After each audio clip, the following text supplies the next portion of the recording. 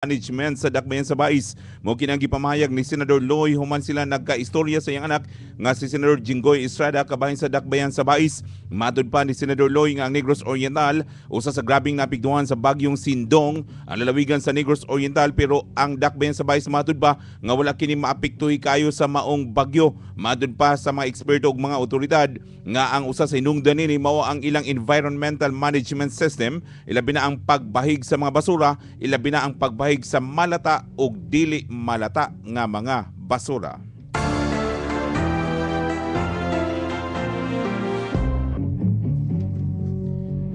Sa tuang balita nga nasyonal, gibastos sa wala hiiling mga suspisado ang lubong nila ni kanhi Pangulo Nasod Cory Aquino o kanhi Senador Benigno Aquino Jr. sa Manila Memorial Park sa Parañaque sa adlaw mismo sa Pasko. Gumikan ini mas gihugdan pa karon ang pagbantay sa mga security personnel sa maong sementeryo, ilabi na sa lubong sa mga Aquino. Kung mainduman mismo si Pangulong Aquino ang nakabantay nga dunay lalom nga gasgas ang lubong o pansyon sa iyang ginikanan, sa diyang iya kining personal nga gibisita ug sa diyang miuli na kini pagka alas 6:20 sa kagabion gisabligan og asighting itom ang maong lubong sa wala hiiling tawo ug adunay nakasulat nga dili masabtan ang buot ipasabot niini. Gisiguro sa Palacios Malacañang nga walay ihatag nga VIP treatment nga dugang kanhi Pangulo Nasod Gloria Macapagal Arroyo, kini human nagmando ang korte nga ibilanggo kini sa VMMC. Matud pa ni Deputy Presidential Spokesperson Abigail Valte nga ang hangyo ni CGMA ana kini sa kamot sa korte ug wala sa palasyo sa Malacañang. Gidungan pa ni Valte nga walay VIP treatment nga ihatag kang Arroyo gawas lang sa iyang medical condition. Nalakip sa petisyon sa kampo ni Arroyo nga ma-house arrest ang kanhi Pangulo sa iyang pinuy-anan sa Lubao, Pampanga. Gipabasura ni Chief Justice Renato Corona ang impeachment complaint bato kaniya nga gisumiti sa impeachment court sa 70 ka pahinang tubag ni Corona. Usa niini nga gitubag ang mga aligasyon bato kaniya nga matud pa walay basihan. Matud pa ni Supreme Court spokesman Attorney Maidas Marquez nga una na nilang gisumiti ang ilang tubag sa Chief Justice sa Kamara o gidritso kini sa Senado.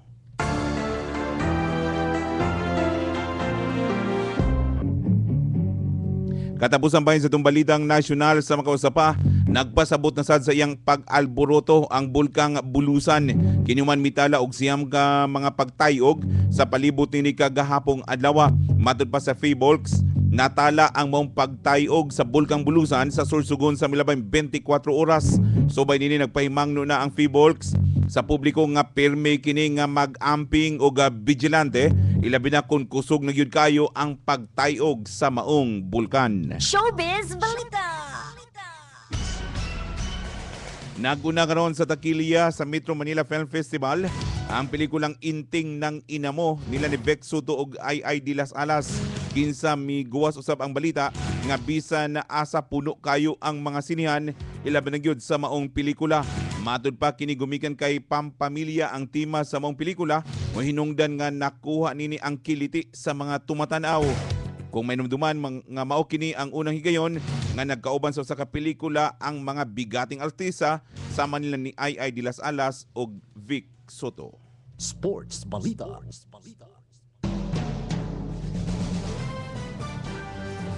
Bisan pa man sulod sa bilangguan, andang pagyapon si pambansang kamao nga si Manny Pacquiao nga makigsuntukan kang Floyd Mayweather Jr.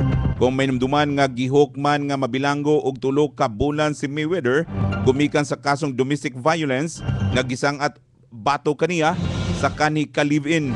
Inoon madud pa ni Bob Arum sa Top Rank Promotions nga pwede pang ipaygayon ang maong away sa duro sa bulan sa Nobyembre sunod tuig kinsa gilauman nga makagawas na nini si Mayweather.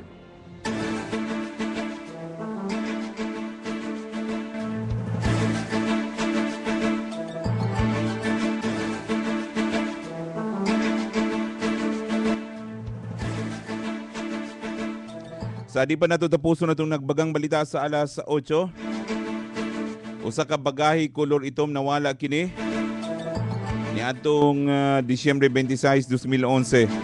Palihog kinsa tong nakakita wala kini gikan sa series bus from Dumaguete.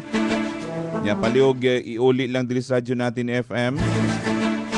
Di ba mo contact mo sa 0909-736-6068.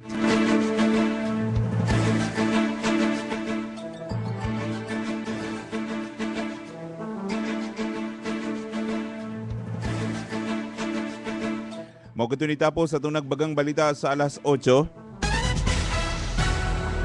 Hinikay sa lawag balitanan sa radyo natin FM ning adlaw karong Martes, petsa 27 ni bulan sa Disyembre 2011.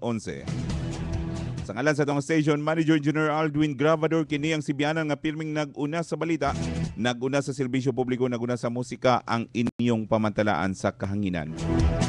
Para sa nagbagang balita sa alas 8 inyo na kauban RN Patrol numero 1 Junjun Ablero. Mubalik kita karon daw duman lang sa pipila ka pahinumdum ang maong nagbagang balita sa alas 8 atod kanato sa main kabubuton sa Lee Super Plaza, Dumaguete.